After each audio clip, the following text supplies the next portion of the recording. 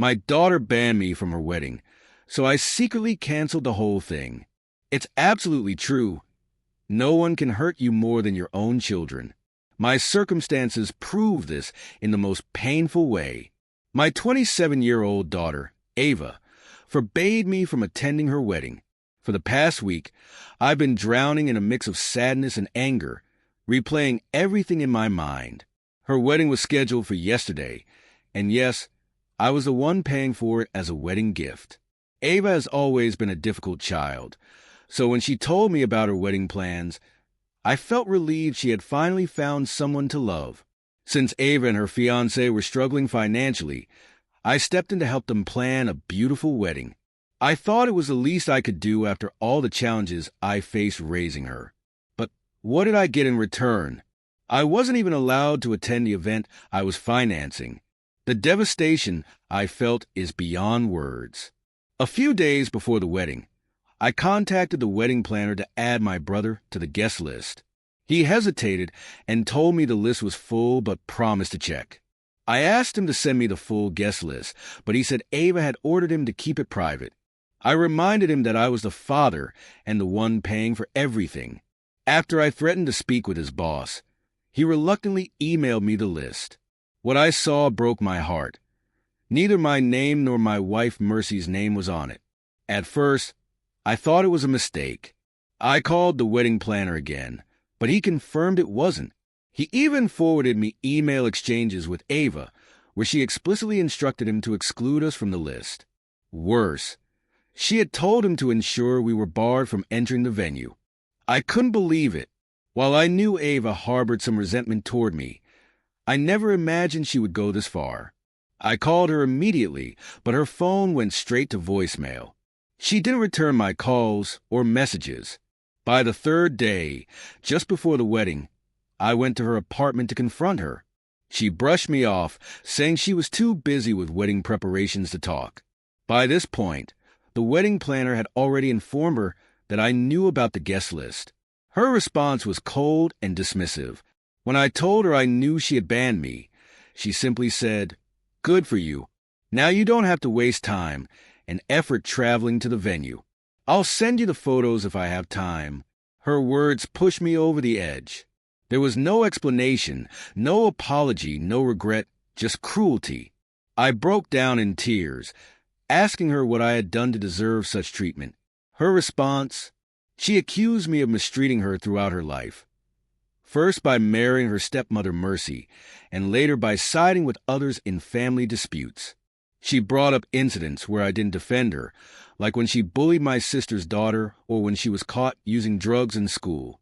I reminded her of all I had done for her, including keeping her from getting expelled and helping her get into college.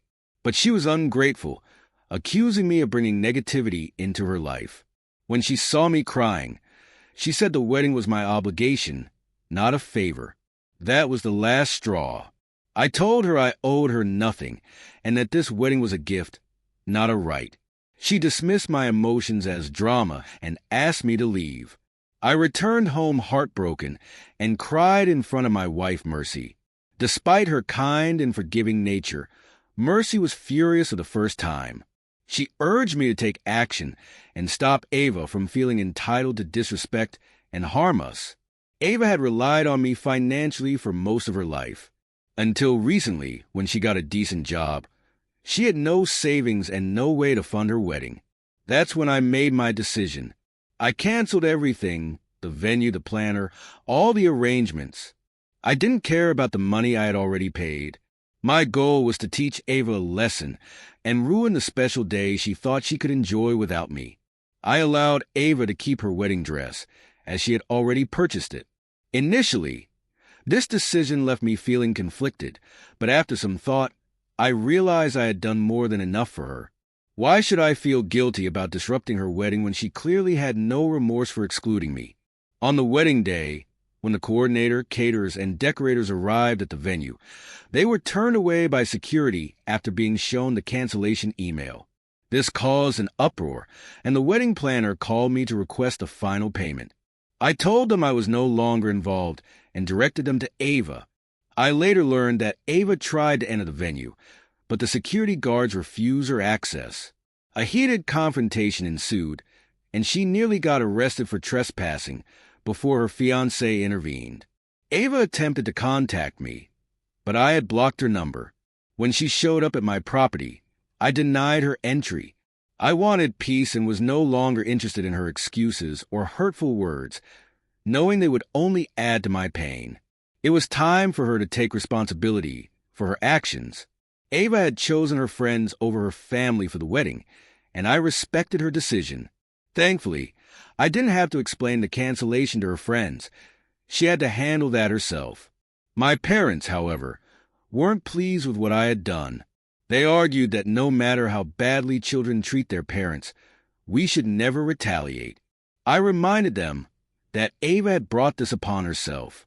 Throughout her life, she had been cruel and self-centered, despite all my efforts to support her. Still, no matter how much I try to justify my actions, the guilt lingers. I act tough, but deep down, I regret canceling my daughter's wedding. Writing this has given me some relief, even if I don't fully understand why. Thank you all for your kind words and moral support. I didn't expect my actions to be met with such understanding. Honestly, I feared people would think I was a fool for taking such a drastic stance against my own daughter. Some of you asked about Ava's long-standing hostility toward me and my wife, Mercy. I apologize for not sharing that earlier. Here are the details. My current wife, Mercy, is 45 years old. Ava is my daughter from my first marriage. When Ava was 7 years old, I divorced her mother. Her mother had found someone else and chose to leave me. I was granted full custody of Ava because her mother and her new partner were moving to Europe and didn't want her to come along. When Ava was 13, I remarried. Ever since then, Mercy and I have had to endure Ava's resentment. She has harbored an intense hatred for Mercy, which I initially thought was understandable. It must have been difficult for her to see someone take her mother's place. Mercy, a certified children's counselor and teacher, assured me that Ava's anger would subside as she matured. She believed that, in time, Ava would not only see me as her father, but also as a person who deserved companionship and support. For 5 years after the divorce, I raised Ava alone. I hoped that she would appreciate the sacrifices I made during that time. Her mother and stepfather showed little interest in her, and yet Ava expressed no gratitude. Instead, her hostility toward Mercy and me only grew stronger. I remarried with the hope that Ava would eventually recognize the love and stability I worked so hard to provide. Unfortunately, she continued to reject any opportunity to find friendship or peace in her relationship with us. Things had gotten so bad with Ava that I eventually had to send her to live with my sister, who had a daughter the same age. For a while, everything seemed to go smoothly, but within a few months, my sister couldn't handle it anymore. Less than a year later, she told me she had to send Ava back because Ava and her daughter constantly argued. Since it was their last year of school, my sister didn't want her daughter's grades to suffer because of petty fights. Ava moved back in with us until she graduated high school, though she spent her school breaks at my parents' house. At one point, she decided she wanted to finish high school while living with my parents and refused to return home. I made arrangements for carpooling because my parents' house was far from her school. As long as Ava seemed content and peaceful, I allowed it. That arrangement worked temporarily, but her high school grades were terrible. When I saw her report card, I learned she had fallen in with the wrong crowd, students who were using drugs. Ava had chosen to live with my parents to be closer to a troublesome boyfriend. She would sneak out after my parents went to bed, staying out past midnight to roam the city with him. Eventually, Ava had to repeat her senior year. Getting her through college was another ordeal. Her bad grades and attitude meant she wouldn't have been accepted anywhere, so I had to call in favors to get her a spot at a respectable college. Once again, she surrounded herself with the wrong crowd, started using drugs, and eventually needed rehab. She graduated at 25, but a year later, she had a relapse and had to return to treatment for a few months. Ava has consistently brought distress and embarrassment into my life. Calling her a pain in the neck would be putting it mildly. Despite everything, I've been lucky to have Mercy, my understanding wife, by my side. If Mercy had been anyone else, she might have persuaded me to give up on Ava long ago. Instead, she continually urged me to have patience. Mercy has given so much of herself to support both Ava and me, and I'll always be grateful for her. Ava's biggest grievance seems to be that I remarried, and that I married Mercy specifically. Mercy is a Native American. Her family came from the Middle East, fleeing a war-torn region to immigrate to the United States. Mercy was raised in an NGO because her parents, struggling to support 5 children, couldn't provide much. Despite her difficult childhood, she earned a master's degree, found a good teaching job, and built a successful life. I admired her resilience and determination, which is why I fell in love with her. Ava, however, has called Mercy a gold digger. She claims Mercy married me for financial gain, arguing that no woman would marry a single father 12 years her senior unless money was involved. Ava has even accused Mercy of taking advantage of my family's generational wealth from our successful export business. I have no idea where Ava got these ideas. Some have asked if Ava's mother played any role in all of this, but she hasn't been in contact with us since our divorce. The last I heard, she was living in Germany. After I canceled Ava's wedding, she tried to lash out at me, but I blocked her on every platform.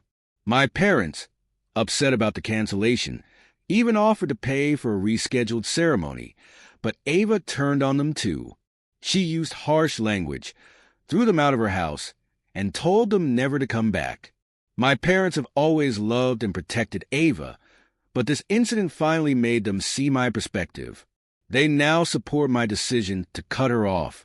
I also blocked the credit card Ava had access to, which I had been paying for. She hadn't used it much since getting her job, but I knew she'd be furious when she found out. I didn't care anymore.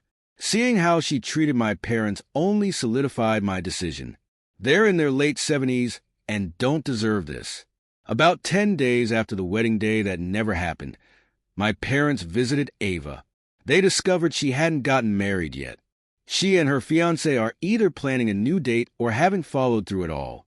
Several weeks later, I learned Ava and her fiancé had married in a small, secret ceremony with only their closest friends. A niece informed me that Ava updated her Facebook status to reflect her new marriage and a move to a nearby city. I wished her well in my heart, even though I had no contact with her. Everything in my life seemed to return to normal until about a week ago, when I received a call from an unknown number. It was Ava's husband, Matt. My first thought was that something terrible had happened to Ava. He assured me she was fine and proposed meeting in person. He suggested dinner since he was in town and said he'd explain everything when we met. I was surprised but hopeful. Maybe this was an opportunity to mend things with Ava. Perhaps Matt was acting as a mediator because she felt too ashamed to approach me directly. I went to meet Matt with high hopes, but to my disappointment, he arrived alone. When I asked about Ava, his expression darkened as he revealed they were no longer together. He explained that Ava had serious anger management issues and a pattern of abusive behavior throughout their marriage. Even minor disagreements would escalate into violent outbursts where she would throw and smash household items. Matt endured this for as long as he could, but eventually it became too much to bear, leading to their separation. Matt went on to share that Ava struggled with psychological problems, frequently blaming others for her troubles. After they moved to a new city for his job, their arguments intensified. Although Ava had secured a well-paying job there, she resented Matt for taking her away from her hometown, and this became another source of conflict. Matt expressed his regret for not stepping in sooner when he saw Ava mistreating me, Mercy, and my parents. He admitted that he ignored the warning signs and allowed himself to become another victim of Ava's behavior. He apologized for his inaction and the pain it caused, but I reassured him that he wasn't at fault. I told him I held myself partially accountable for Ava's behavior, feeling that I had failed to raise her properly. We both expressed regret for what had transpired and shared a mutual hope that Ava could find the help she needed. Before leaving, Matt asked me for a favor. He revealed that Ava had been pleading with him to reconcile, but after enduring her mistreatment, he no longer had any interest in rekindling their relationship. Despite this, he wished her well and asked if I could help her during this difficult time. He explained that Ava's anger had driven away all her close friends, leaving her isolated.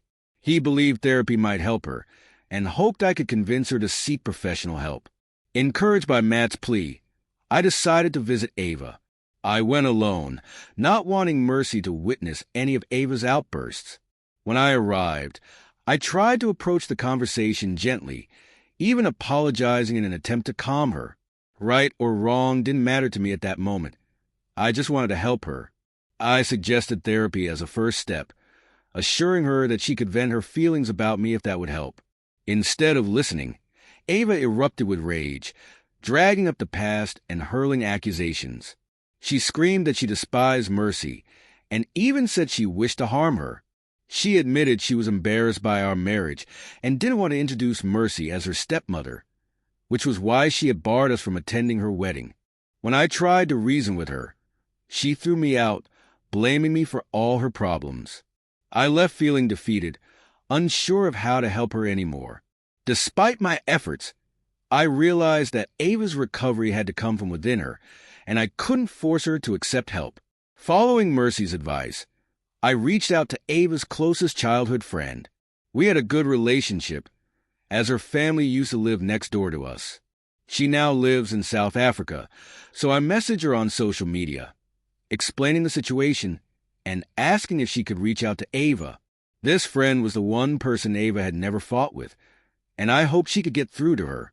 Thankfully, she agreed to help and contacted Ava. To my relief, Ava agreed to start therapy. A week ago, she even visited my parents and apologized for her behavior. She admitted that her hatred had consumed her, leaving her unable to control it.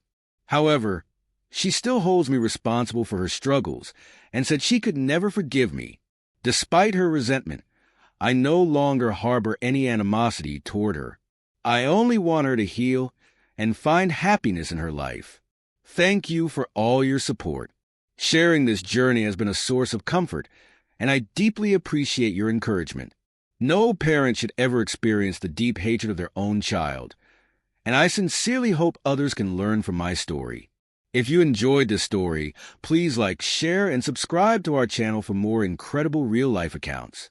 Don't forget to hit the notification bell to stay updated with new stories. Have a wonderful day, and thank you for watching.